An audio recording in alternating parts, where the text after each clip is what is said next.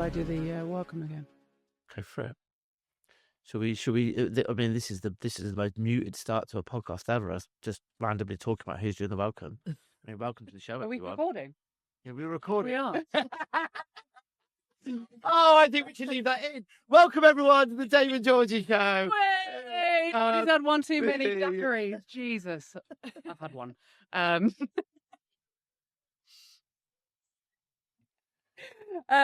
Right, welcome to the Dave and Georgie show. I'm Georgie, this is Dave, and we have two amazing people on the show today, Kim and Julie. And I've met both of these guys out networking recently. They've come to my events, but also from a longevity point of view, I've known Julie for probably, I'm going to say about 10 years. I reckon it was 10 years. So we both work for the same very large corporate, We did. which we can talk about in some capacity, but I'll let you sort of introduce that piece later. But the idea behind the podcast is that I run events now. Dave used to run events and does more around the human connection and referrals. Everything I do is still about how you build and leverage trusted relationships and human connection. And I think that's what's at the core of this podcast and what we try to bring out. And I'm excited because this is the 4th episode, but it's the first time I haven't known either of the people on the panel. Yep. And you've invited people on not knowing that I already knew them. I know. So I'm looking forward to today. Yeah, absolutely. So I asked Dave to co-host with me because I knew he would be perfect. He's a pro at doing podcasts. So we've brought together this show so we can showcase the sorts of people that we're out meeting that have got incredible stories to tell. So I'm going to introduce Kim first, purely because you're in my eye line. Tell us a little bit more about you and what you're doing at the moment. Thank you very much, Georgie and Dave. Thanks for having me on here. Very excited to be here. So my name's Kim. I am half English and half German, born and brought up in the UK. But with my German, I then sort of started off my traveling, which started off in Germany. And my career started off in banking, which I did for about 10 years, split over Germany, Luxembourg, and Singapore. And then more recently, or I say recently, about 20 years ago, about 25 years ago, I switched into IT. And that's what brought me ultimately to Amazon, which is where I spent the last 11 years before leaving the corporate world to go solo. That's a little bit about me. Amazing. And we're going to tap into that whole going from big corporate to going solo, which is a journey I've been on myself. And Julie has as well. So Julie, tell us a little bit more about you and what you're up to these days. So I'm Julie Phillipps. I have, well over 25 years experience in people. Started off in talent acquisition, working for big American companies like American Express, and later on for Microsoft, where I moved into the HR world. And that's where I've continued really to evolve my career in both large corporates, but also smaller growing businesses as well, which led me to move into my current setting up my own business, Alturas HR. Incredible. And how long have you been doing that for? Ready for this? 6 months. Wait. Oh, gosh. I'm the new founder. Yeah. So really, really early days. And I mean, we'll come on to this a little bit more later. But I mean, 6 months in, how have you found it? All kinds of crazy and interesting. I think it's a massive journey. First of all, kind of your personal confidence and growth in kind of going out there on your own, believing in what you do, believing you've got great experience and stories to tell, that will help small businesses grow, but also keeping, the kind of true foundations of what you do as well, around the people and their experiences in business too. So it's been really good. Hard, it's tough. You've got to find your clients yourself. So it's relentless in terms of building your profile and credibility on places like LinkedIn, and obviously going to networking events as well. So it's been interesting and good. So there's two bits to the puzzle here in terms of people. The people that you know and have lent on to help you build this, and also, well, what you do, which is Mm. people focus. It's about people. So back over to you, Kim. So what are you loving about what you do at the moment? And before you answer, I know that you've sort of pivoted a little bit in what you're doing since we first met.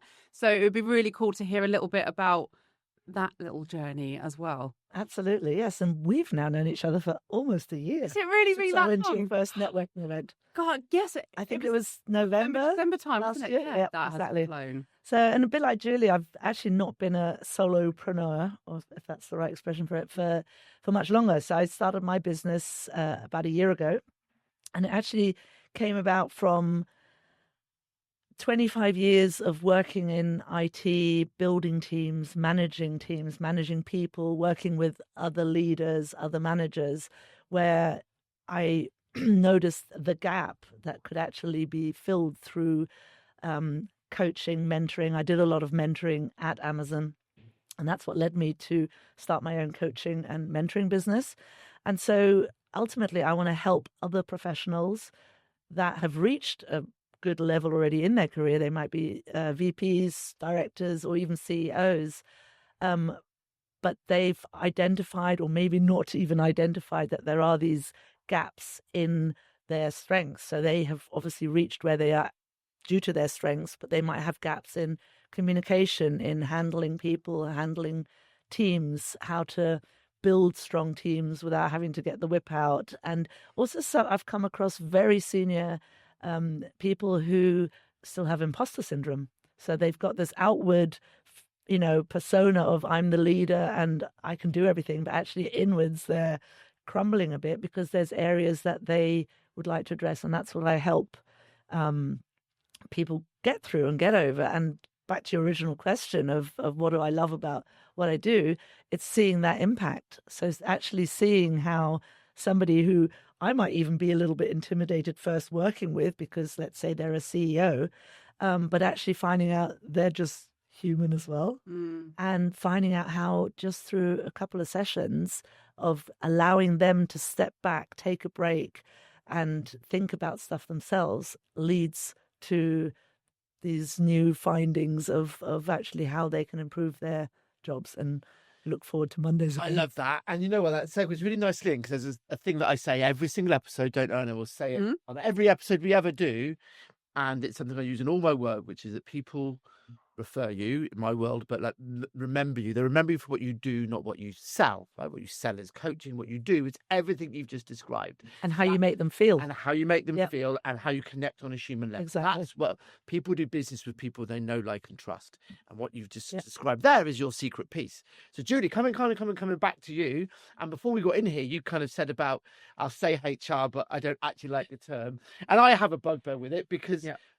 People are not resources. Right? I think in quite a lot of companies now, you don't get heads of HR, do you? Get chief people officers and things like that, which is but I don't know, but it's nicer than treating people as resources, I suppose. Totally. But coming back to that, what you do, not what you sell. You spoke about the stories and how you can help. Kind of, who are the people you're helping, and how are you doing that in the role that you do now? Yeah, I think I'll first go back to your kind of statement around this sort of HR piece. And I think what I mean by that is I want to kind of strengthen that we've come a long way from what HR was many, many years ago. And actually we act as real business advisors now. We're commercial, but we're also, we have the people at the heart of everything that we do. So we earn our seat at the table, right? It's not always easy to get there, but that's where we should be. And we offer a real people lens at those really important conversations. So I just wanted to park that there. No, I think a good point. Very, very well made. So yeah, absolutely. But essentially what I do is work with CEOs and founders who are intentional about growth. So they're really ready to grow and scale their businesses. This isn't always necessarily from investment. Sometimes this can happen quite naturally, through success and natural growth. But I help them kind of get out of the weeds a little bit, really have a think about what their people strategy can be, how that aligns with their business goals and objectives. And sometimes it's a bit of a journey to get them to have business goals and objectives because they're feeling their way in the dark and growing organically at that point. So it's making sure that they can really be very intentional about the growth, have clear objectives and strategy to get there, and aligning the people foundations to enable that growth as well. Nice. Can I just interject on something very quickly? And it's something around when I work with people on referrals, I talk about using the language that your clients use to ask for introductions. And you said something there about people being in the weeds.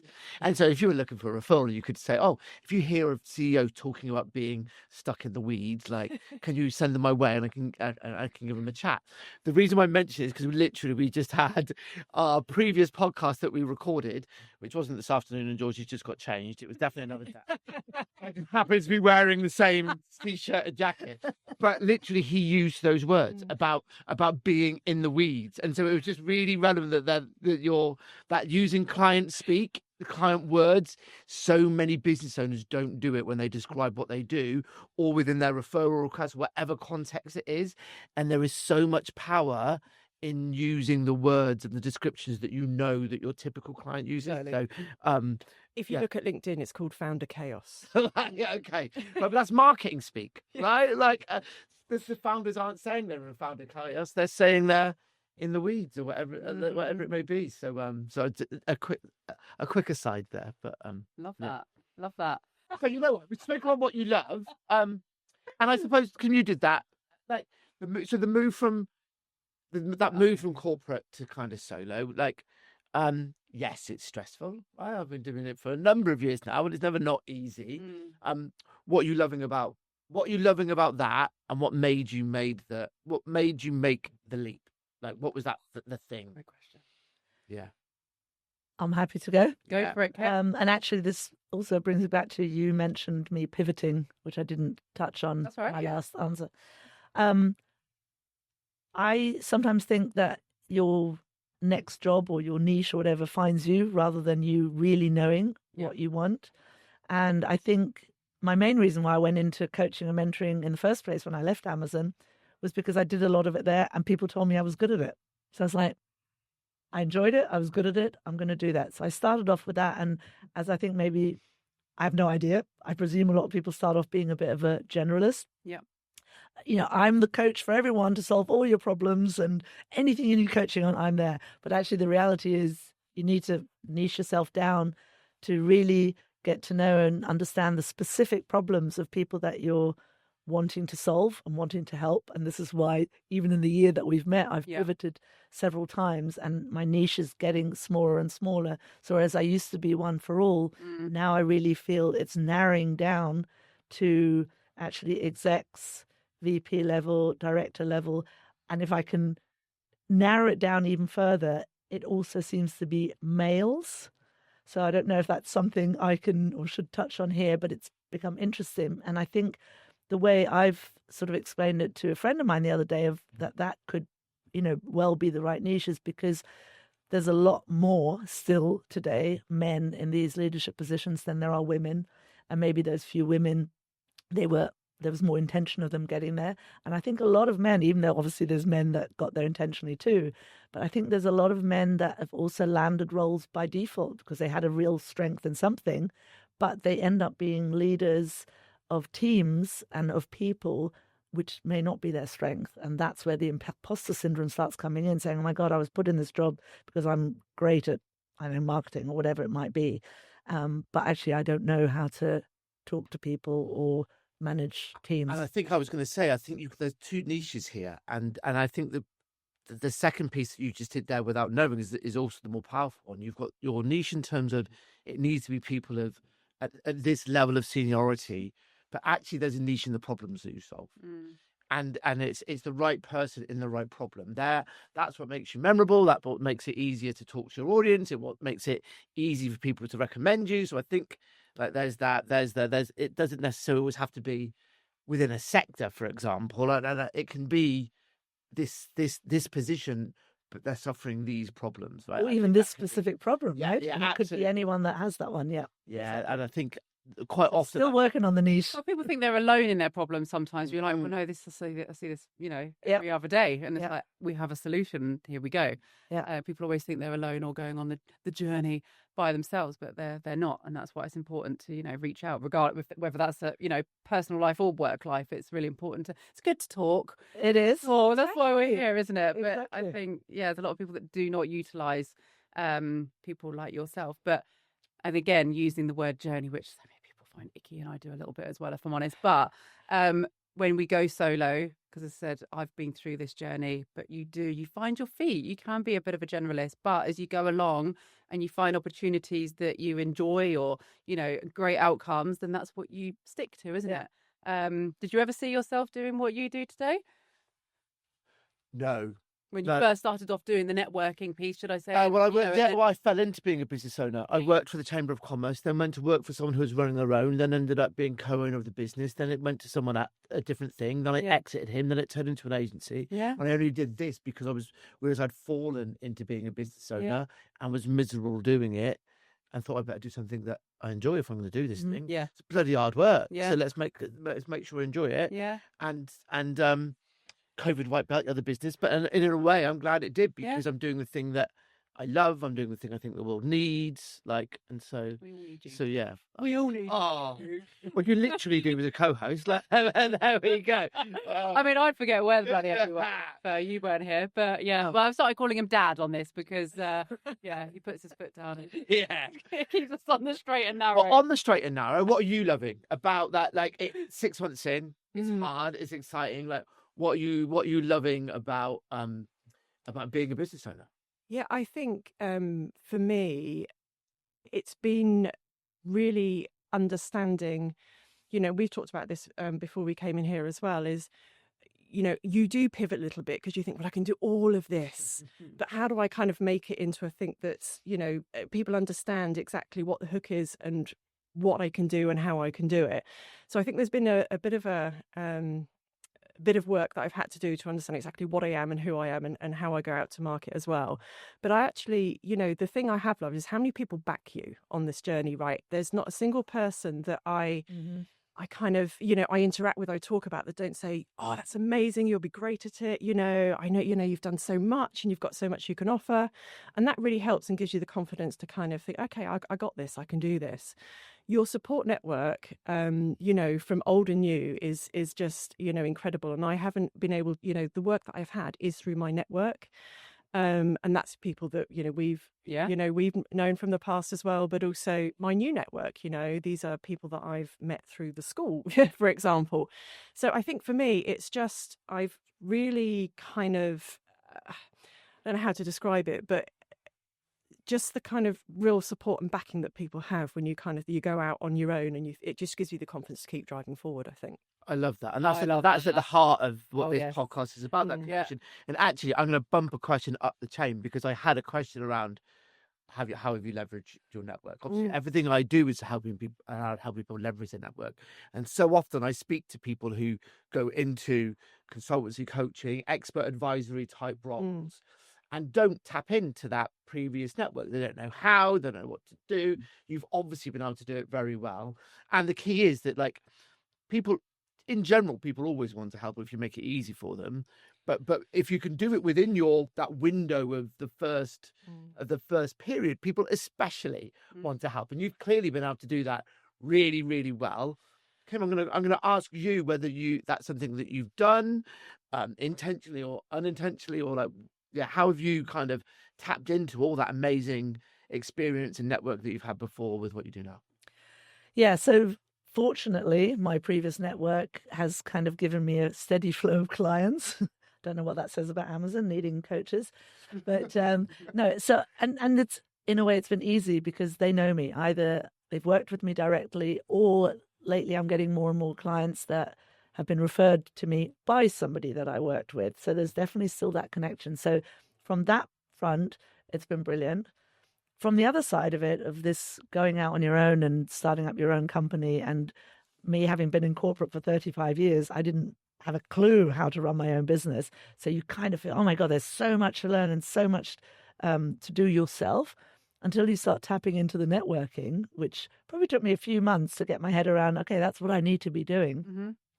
And for me, networking was never from day one, oh, I'm going to meet my client at this networking event and they're going to want to work with me. For me, it was like, I want to speak to other people that are in similar positions in their life and learn from them and see what they've done to get X, Y, Z, or who have they spoken to, and also just to let them get to know me so that maybe when they speak to somebody else who might be my ideal client, they'll remember me. And so for me, networking has been a brilliant source of support, from learning, from knowledge, and, you know, just this feeling of being part of a team as well, which I think you miss when you've been in corporate for a long time and all of a sudden you're out there on your own. And that's why I first started the networking piece, is because, you know, it's bringing together all of these different minds, all the diversity of backgrounds and experience and, you know, ideas.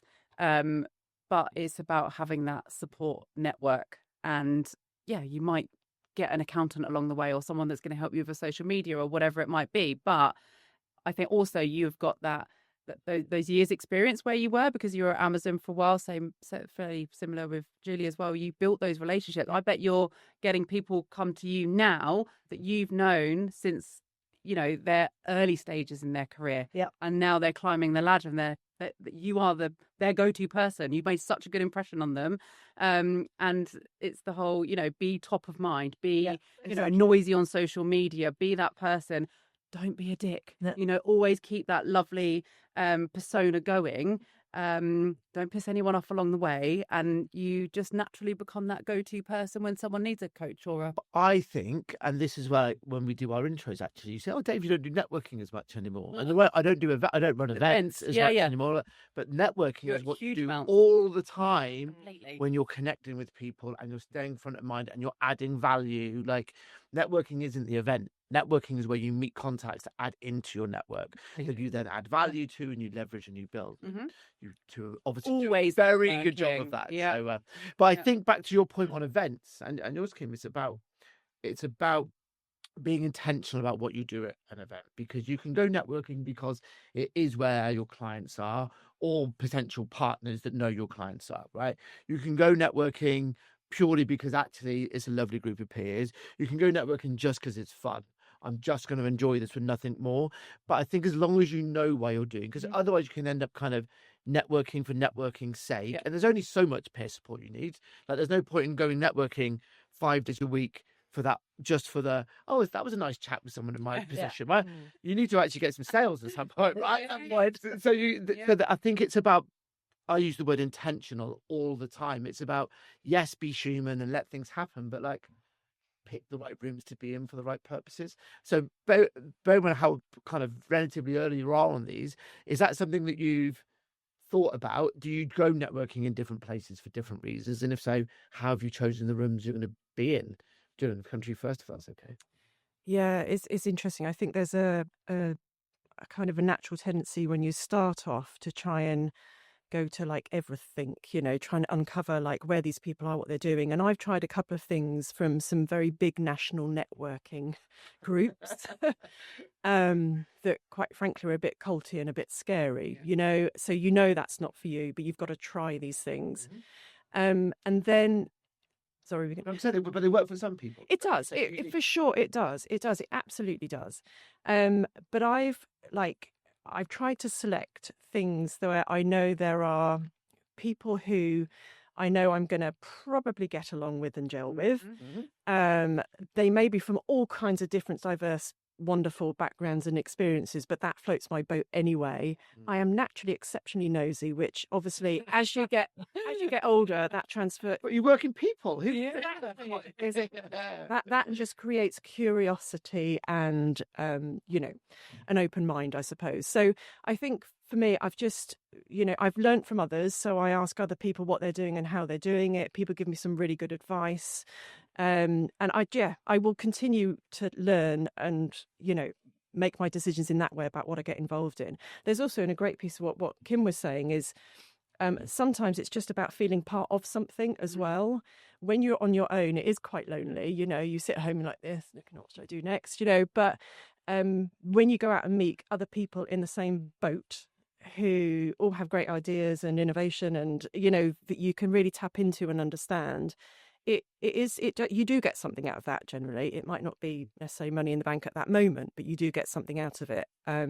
And then, as you say, that could lean towards, them telling somebody else, oh, I know this great person that could be a coach or a It's people been in advisor. environments as well where people are happy to share. Yeah. Because a lot of the time people are really Yes, closed on exactly. what they're willing to give away in terms of information and intel, which I find, well, look, these people exist everywhere, but from a networking perspective, you want people to be open and honest and, sharing is caring.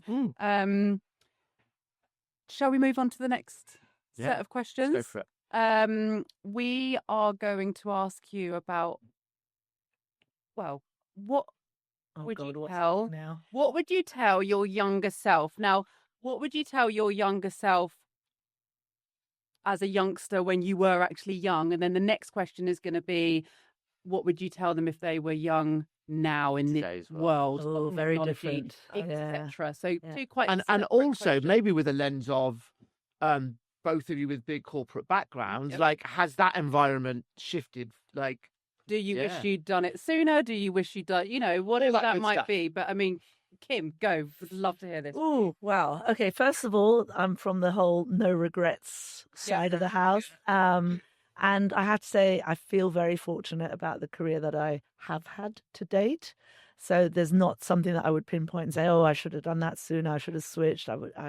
Whatever. I did actually have, when I was about halfway through my 10 years of banking, I did meet a woman at an event who was in real estate. And when I told her I was in banking, she says, oh, God, I used to be in banking. And I quit after 10 years and moved on. So that planted a seed in my head back then already. I was probably about 25, that I was going to quit banking after 10 years, which I did do. And then I moved into IT.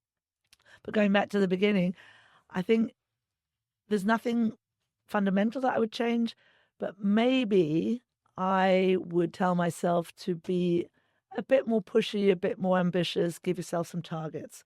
I think leaving the bank after 10 years was probably my only target. Other than that, it was very much work hard, get what you deserve kind of thing, move on. But I've never been the type to really sort of say, right, I want to be a director by that stage. I want to be VP by that stage, and then have an intentional plan. And maybe that might have got me further than I am today, but would it have made me any happier? I don't know. I've got a question on that actually, because as you know, I used to be an EA for a long time, and people do actually have those ambitions. I want to be a this and that, and then I've come across. But do you find is it a male female thing? Is it a, I don't know, education background thing? I mean, what in your experience? I think from my experience, I would say it's more of a male thing, but that could just be because there's been way more males I've worked with than females. Yeah. But I never had it in me to say like I want to be this or that title by this or that time. And I don't know if it was just because my nature, I enjoyed the work that I did, and a title itself was never that important to me. I find that people's opinions on it has changed a lot more recently. It's always been around where people have gone, I don't care what my title is. All I want is, the freedom to get the fulfillment out of the job. Exactly. But you get those ambitious people that have got that clear, I'm going to climb the ladder in that direction.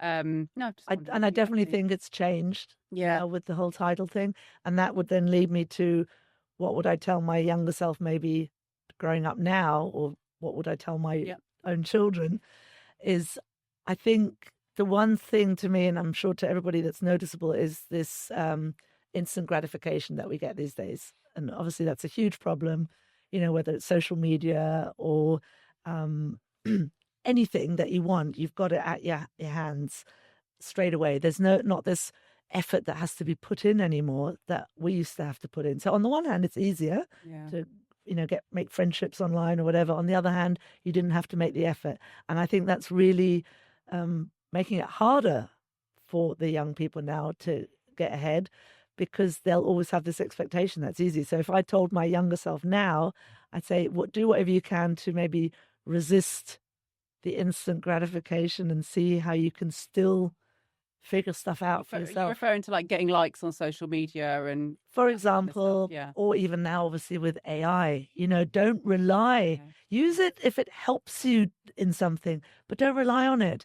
Don't think that ChatGPT even though it has maybe got the answer that you need right now, but it's not the way that you're going to then one day feel, oh, I achieved that, or I managed that, or look at this great document that I just wrote, because you didn't write it.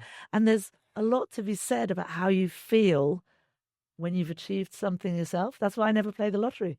Yeah. I'm going to be a millionaire by my own right, not because I won it. Go on, girl. And the whole AI thing, I think, can work in reverse. There's a lot now about the first thing that will happen is atrophy. Like, you'll suddenly end up with this workforce that there's no innovation. There's no, they can't think for themselves, because even something that is going to take 10 minutes for me to figure out myself, well, you know what, ChatGPT will give me a whatever answer it chooses to give me within a minute, right? And it's so completely with you on that. Yeah. Completely with you on that. And over to Julie. Well, you never became a vet. It's probably the first thing I have to start with. I also want to. Do I love animals? Anyone else? No The way. whole thing, you should never work with people or animals, but that is like, so you've just done it once. So, but for me, the right opportunities didn't pass me by. And I think, to reassure myself that you made the right connections that would help you on that path. And, my career path isn't linear, but you got to where you want to be eventually. Nice.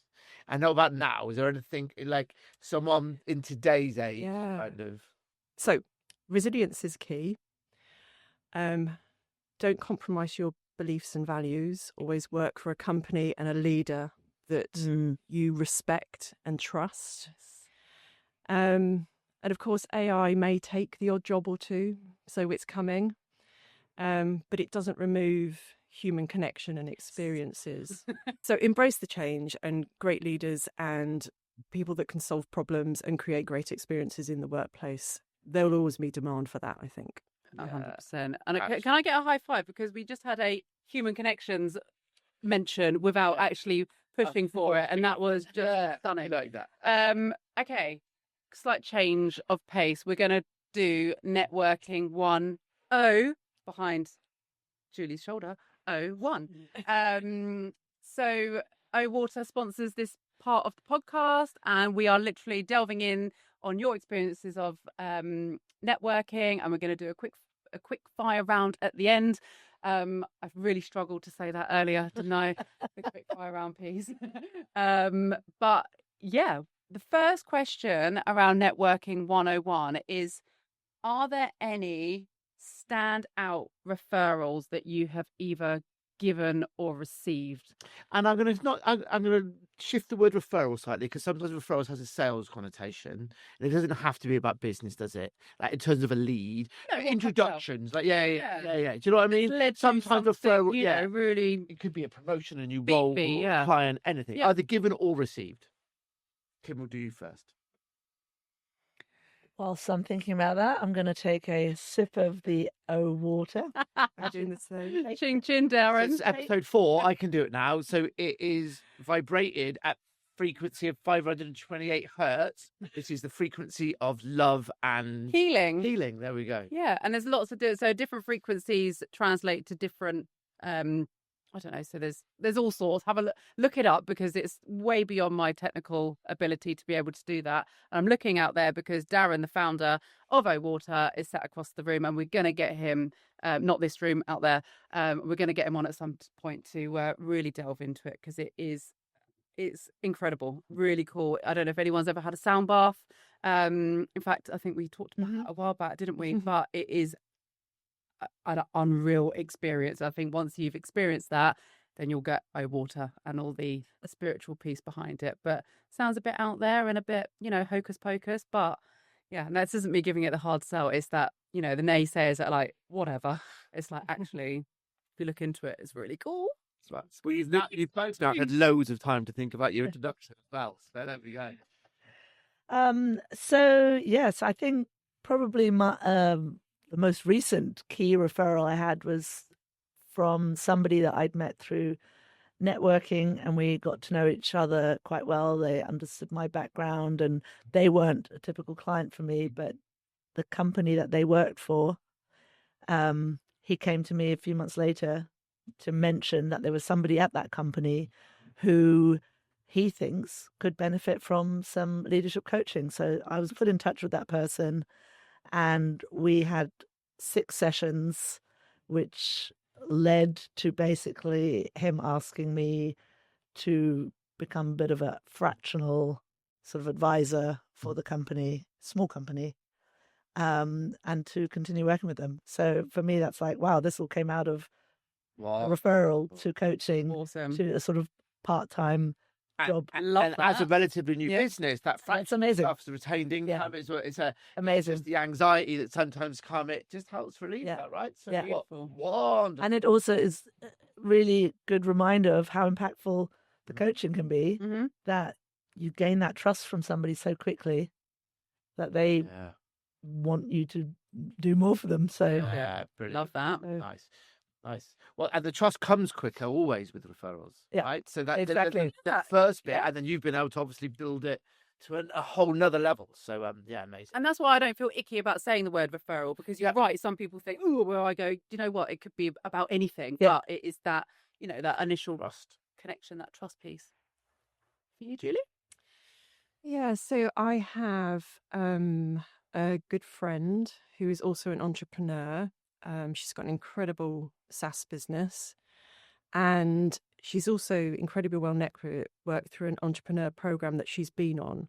So she has been my biggest cheerleader from day one. In fact, she was trying to push me to do this earlier and earlier in the year, but obviously, I had some caring responsibilities up until recently anyway. But she has given me kind of access and encouragement through her network that has kind of led me to have conversations, even proposal stages, with clients, just, and there are certain conversations that I have, but they're not really ready for kind of the full intentional people kind of strategy that I can put into place. But it's still having those amazing conversations and understanding the journey that companies are going that's been really rich and interesting for me. So I think it's actually, for me, having, somebody who is very well connected, who has my best interest at heart, and is also constantly trying to connect me to help me build my business as well. Oh, do you want to give them a shout out? Would they like that? Kavita Cooper, this one's for you. There we go. That's cool. It's so good to have an ally like that. Yeah. And I think that is vital. Mine is my mum. She was on a couple of weeks ago, and she is my role model. She is that real, that hard, seasoned entrepreneur that, really just shakes me sometimes, both physically and virtually. But it's so important to have people like that around you. So amazing. Good. Our next question is one that you came with this, wasn't it? It's about juicy networking stories, right? But we could do juicy networking, but bearing in mind corporate backgrounds, like and involved in the people side of some of these corporates, like juicy, no names mentioned. Yeah. Do you have any? Obviously don't name names, don't talk about dates or anything like that. As I mentioned, and I'll say it again, I was an EA for many years. I could write a bloody book or a series of juicy stuff that I've seen happen in the corporate world and non-corporate world. But, we see all sorts, we're out there and observing and getting in the weeds. But anything that springs to mind? Obviously, as a coach, my lips are sealed and the key is thrown away. As for juicy networking stories, Georgie, I've been coming to your networking events for nearly a year now. I'm waiting for that juicy moment. Where are all the single guys is what I want to know.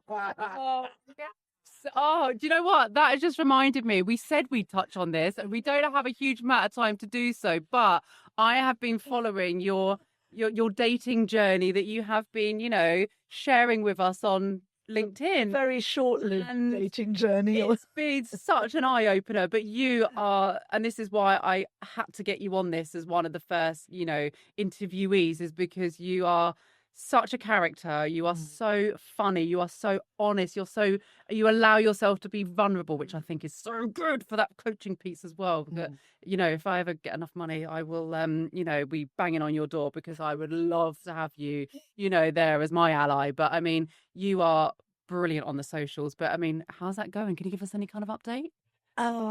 Yeah, well, if you've followed my socials, it was a very short-lived dating experience. I think the whole vulnerability started when I posted about my divorce a few months ago. Even though we'd been separated for years, we finally got divorced, and I wanted to celebrate it with my LinkedIn followers. And when I got 75,000 views at that, I was like, wow. It was so cool to see it. And guess how many date offers I got out of those 75,000 viewers? 0. Oh, really? Lots of inappropriate ones. I didn't even get any inappropriate ones. Nothing.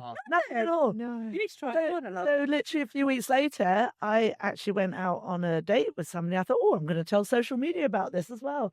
And then very shortly after that, I got dumped and I shared it again. So yeah, I'm vulnerable or open about what happens to me because I just think it's normal. We all go through it. Yeah. And if you can't kind of laugh about it or make light of it or even just share it, then But there were lots of other people commenting saying, oh, this happened to me. So resonated with people and all that. Know this cool stuff about people if that didn't have, so I guess that perfectly answers the juicy life, juicy work related stories, doesn't it? But no, that was wonderful. Thank you. Anything from this side, or are you going to decline? You're probably if I'm honest. Probably. There was this time I saw this lady called Georgie do this. The gatekeeper to my steakhouse.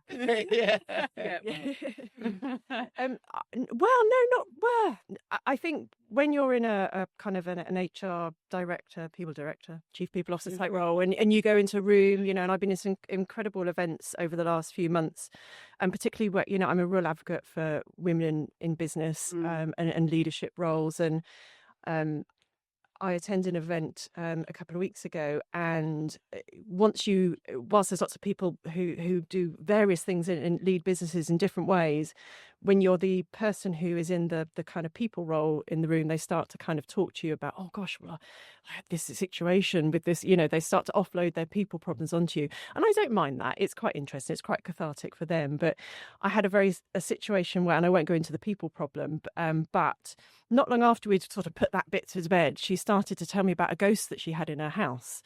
And I was like, oh, okay. Like, I really am very skeptical about all this kind of stuff. But the way she was telling me, like, there was no way why would I have not believed her? Yeah. The way she described what happens, how the person places themselves on their sofa, she can feel them against her. And I was like, right, I'm freaked out by now. And I'm like, how are you not like moved out of this place?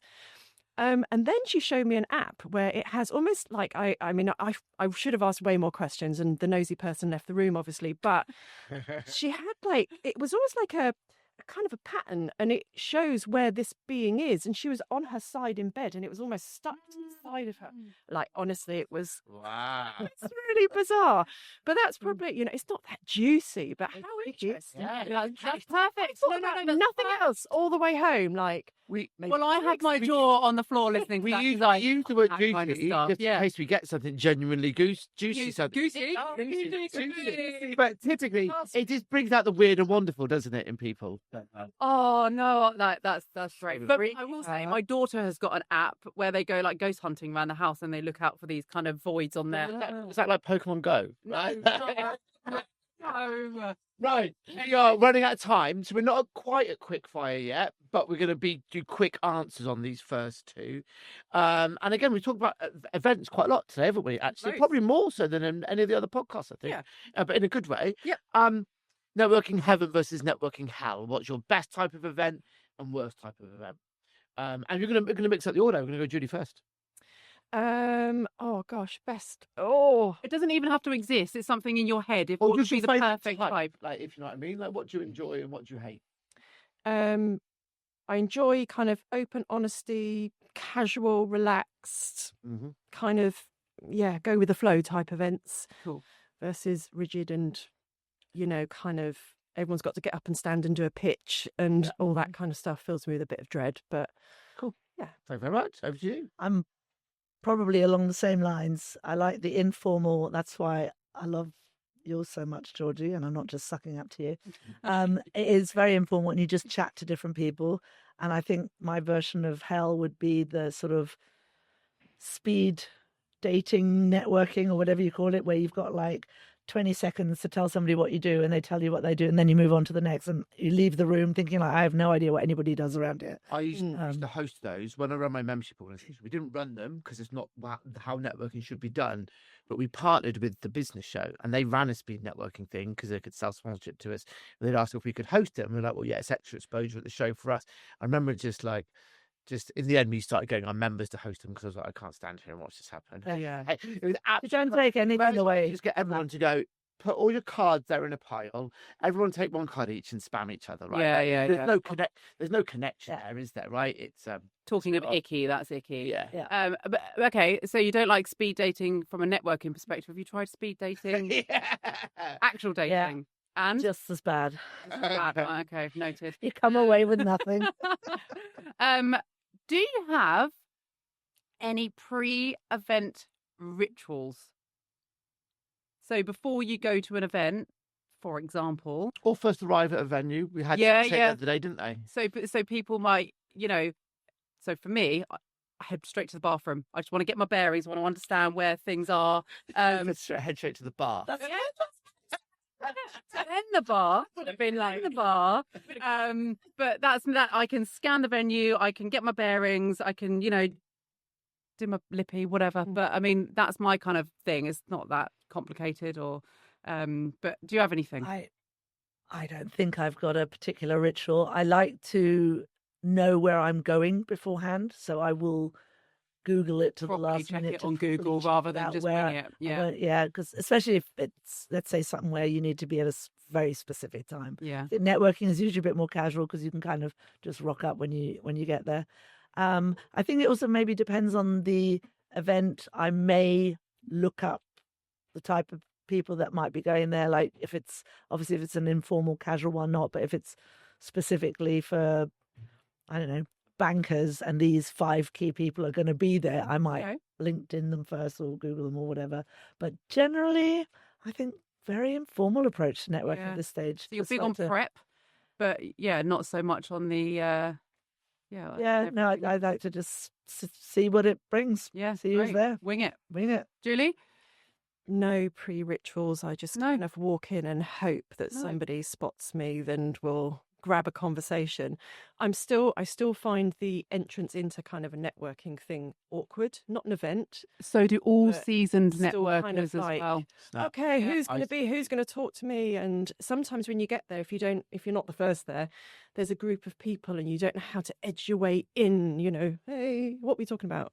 So there's still a level of awkwardness, but I'm good with it. I'm comfortable with it. Yeah. And I know I'll be all right in the end. Yeah, and that never leaves you, does it? No, absolutely not. The dream is, unless you're going to a room where you know everyone, because you're just bound and excited and wonder who you're going to chat to.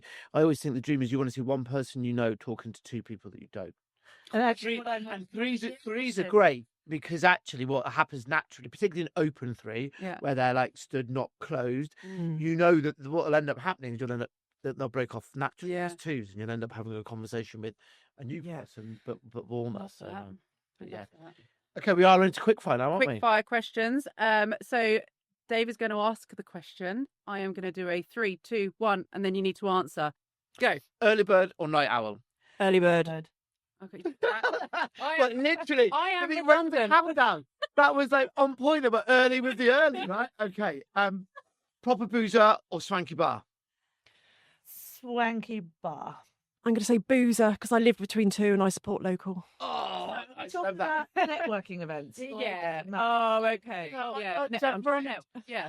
I would love to. You don't really get many events and proper boozers, do you? They're too busy full of. I got 2 either side. I do, but I mean, it's right.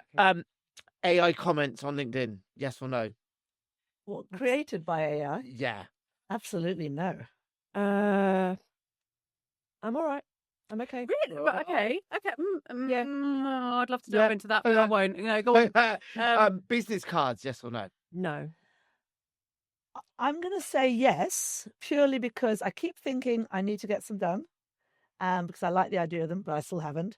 But the few times I've been given a business card and I found it in my bag later on that evening and I've looked at the name, I've remembered them. Or the next time I see them, I've remembered them more so because of the business card. So that's a good point, because I was going to say, I just use the QR code on LinkedIn, but then you have to remember the person's name that you spoke to. Exactly. So, But also, I'm turning. I know it shouldn't take long to get your phone out and get the scan anything, but also a business card. Yeah. But hey, I don't have any.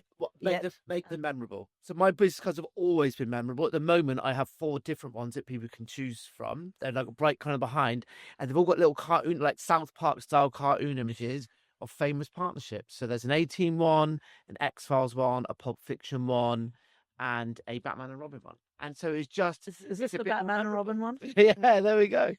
I've got to get my new ones. I've got to get my new ones done actually. But anyway, first car.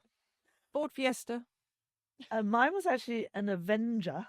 Oh wow, that was. That was Who Ben. was it was either Ben or Jason. Yeah, well, Find out I can tonight. see Jason there, so he's here. We can ask him in a minute. But I know it was. I only had it for Ben. 2 weeks, and then the clutch went, and I exchanged it for an orange Mini, That was my first car. which I think more appropriate for an 18-year-old than a green Avenger or whatever that was.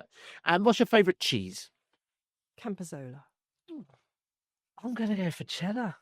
I mean, I love cheese. Blue is definitely Cheese. winning at the moment, though. I think Mm. I love her. various degrees of Yeah. blue. Yeah. I'm a Danish blue. Someone said So- smoky. I thought that was a bit No, random. cheddar for me, I think. Okay. That is it. One final question is, do you have any networking tips, or what is your top networking tip, Kim? My top networking tip would be not to be scared of approaching anybody, because you're all in there for the same reason. This is what my friends ask me about all the time. Say, oh, it must be awful standing in a room and not knowing anyone. It's like, but we're all doing the same. You can walk up to any random person and say, hi, my name's Kim. And you bound up to me at the last event when you knew we were going to be on the podcast. No. So So, wonderful. yeah, and just get over yourself and do it. awesome. I love that get over yourself piece, because that is a lot of what it's about. It's no one cares. Well, no, but they know? want to care. They want want to to know care, you. but they don't. Yeah, that's So exactly get in there it. first and Yeah. introduce So yourself. and again, we mentioned this earlier on another podcast, but it's that whole leave the ego at the door. Yeah, but to a degree, you know, it's Just don't be afraid, tricky. because you're all in it for the same reason. yeah, So, yeah. You're never too important to go to but not a networking event as such, but you know, to just share business related activities and connections. Julie? I mean, all of that. I agree with all of that. I think just be curious, ask questions, maybe even go with a set of questions if if you need to, but just make sure that you're asking lots of questions, doing lots of listening as well. Curiosity. Love that. Curiosity is the birthplace of opportunity. It's just the most. I said that randomly at an event once where people were asking for tips, and that's what I said. And as it came out of my mouth, I went, "Oh my word, Dave, you are using that forever." But it is like, if you're curious, if you're interested before trying to be interesting, like if you're just, that's where stuff comes out, right? Like for you, for other people, for connection. I think you've used the word curious 2 or 3 times, and it's such a powerful thing to be, though, right? Like, but be genuinely curious, not oh, I should ask this question because it will make me look good. Like, be genuine, like, be interested. Yeah. Authentic. Human connection, that's what it's at the core of, is curiosity, right? So thank you, ladies. That's been absolutely awesome. Thank you for being a wonderful co-host as ever. Thank you, and thank you everyone for listening. Hey, really hope you both enjoyed that and found it useful. And if you did, you can like, share, and subscribe. Cheers. Cheers.